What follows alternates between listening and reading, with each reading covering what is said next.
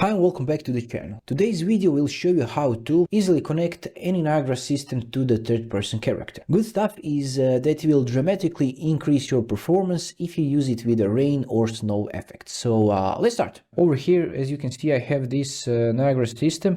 If you drag and drop it, you can see the effect here. So let's attach this to a third-person blueprint. So go over here and type in BP_third person and open it up. Make sure to go to viewport on the top left corner, and you can always go hit add and type in Niagara particle system component and select your Niagara system component. You can rename it as you want, and over here under the Niagara system asset, make sure to choose our Niagara system. So this is ns_circle.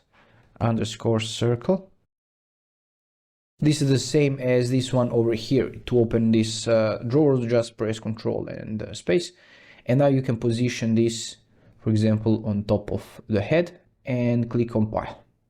And go to the third person and hit play. And if you run around, you can see that our effect is following our character.